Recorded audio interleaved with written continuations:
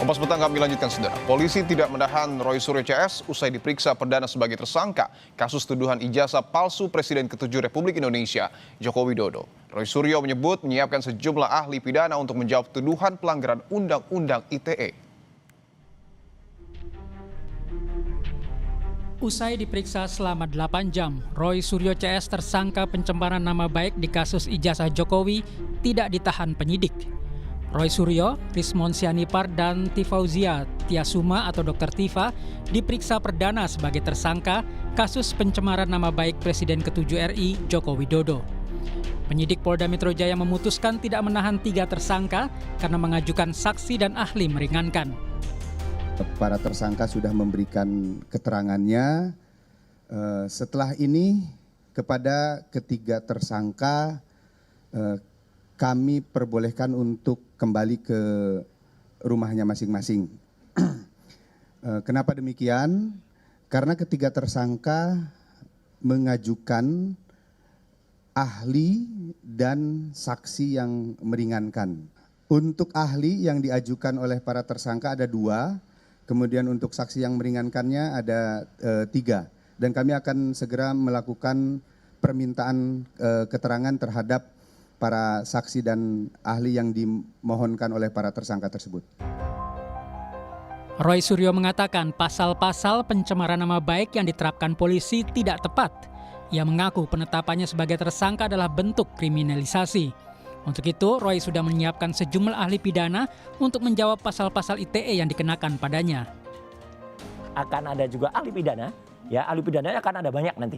Yang untuk mengimbangi bagaimana apakah pasal-pasal ITE itu ya yang kemudian itu yang dijeratkan kepada kami ya dengan 32, 35, kemudian yang 28 itu cocok nggak bagi orang yang misalnya tidak memiliki akun ya kemudian kami dijerat ITE. Jangankan kita mentransmisikan atau mengubah ya punya akun aja enggak, posting aja. Berarti tim akan diperkuat termasuk dengan memasukkan nama Mas Denny Indrayana. Oh iya, Profesor Denny Indrayana juga memang masuk ya. Terima kasih untuk Prof Denny. Termasuk juga yang sudah masuk kan sempat ada nama dari Pak Menkumham di era dulu ya, Pak Amir Samsudin. Sebelumnya, Polda Metro Jaya menetapkan 8 tersangka dalam kasus pencemaran nama baik tudingan ijazah palsu Jokowi. Roy Suryo masuk dalam klaster kedua bersama Rismon Sianipar dan Tifauzia Tiasuma. Mereka dijerat pasal berlapis, yang salah satunya dengan ancaman pidana penjara 12 tahun. Tim Liputan Kompas TV.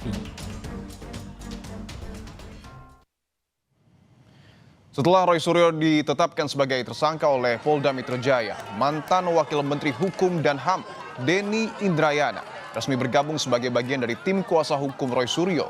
Denny menyebut keputusannya membela Roy Suryo karena melihat penetapan tersangka sebagai bentuk pembungkaman terhadap kelompok-kelompok kritis.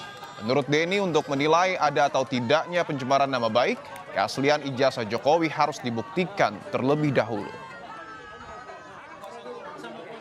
Bukan hanya saya meyakini ada indikasi kriminalisasi dalam penanganan kasus itu, tetapi yang jauh lebih penting adalah bagaimana kita kemudian melihat kasus ini secara lebih substantif. Ini bukan hanya persoalan pidana, sebagaimana pasal-pasal yang dituduhkan.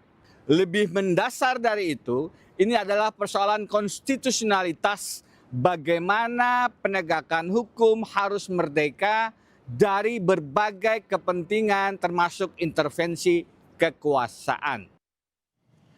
Polisi tidak menahan Roy Suryo CS setelah diperiksa sebagai tersangka kasus tuduhan ijazah palsu Presiden ke-7 Republik Indonesia, Joko Widodo. Roy Suryo pun menggandeng mantan Wakil Menteri Hukum dan Hak Asasi Manusia, Denny Indrayana, dalam tim kuasa hukumnya.